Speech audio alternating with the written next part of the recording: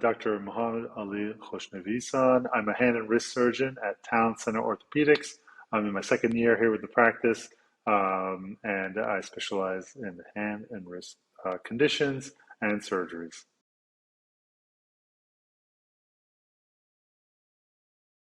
Trigger finger is a very common condition that we see in the hand surgery practice. Trigger finger is when you may be feeling some clicking and locking of any one of your fingers or thumb, and this happens for a variety of reasons. But trigger finger is typically you feel as either pain in your hand, you may feel like the fingers are popping, different parts of the finger sometimes feel the popping, but clicking, locking, and pain are the three most common things we hear when someone is coming to see us for the condition known as trigger finger.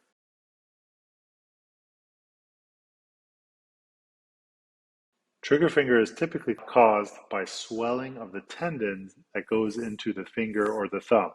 The way that I like to describe it is that you have muscles in your forearm and they extend into tendons that go into each finger and the thumb. Those tendons are held down against the bones of each of the fingers and thumb by tunnels that are stuck to the bone. Those tunnels we call pulleys.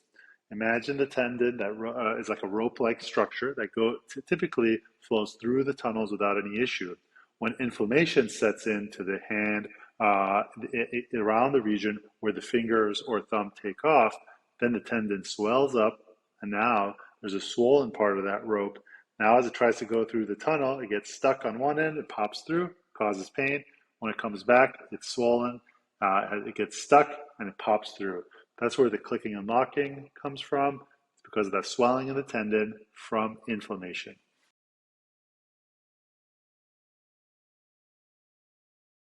How do we take care of trigger finger? There's several different ways, but trying to fix it, we want to treat the root cause of the problem, which is inflammation. So the first way of doing it is to try to decrease the motion with that finger. You may want to consider a splint.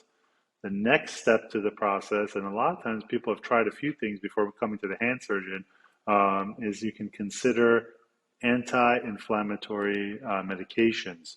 And in the office, we can provide a steroid injection to help with decreasing the inflammation in that specific tendon. And then lastly, if we do a few rounds of injections and it doesn't seem to be working, or it goes away and it keeps coming back, then a last option can be surgery.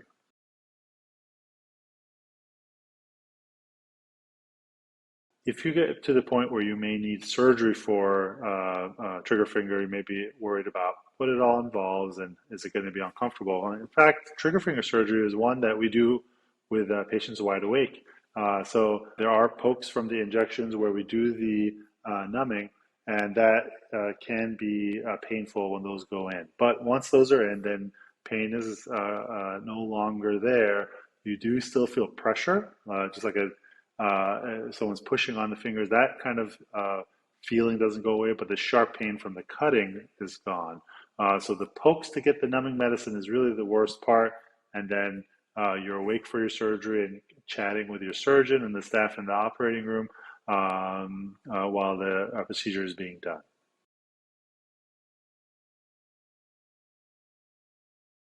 Recovering from trigger finger surgery typically involves letting a wound heal. You can go back the same day to using your fingers to type and kind of doing work-related things, especially as the majority of the patients do choose to stay awake for the surgery. You can drive yourself there and drive yourself home as well. So recovery is typically letting a wound heal, and we try to recommend to not lift heavy things for the first 2 weeks, and then 1 month of avoiding submerging in pools and jacuzzis to just give you a good amount of time for the wound to completely heal. But really within 2 days to a week, we get a good amount of healing of the wound, and that's really the most time that you need to recover. But then, like I mentioned, we do give the other recommendations too for making sure the wound fully heals.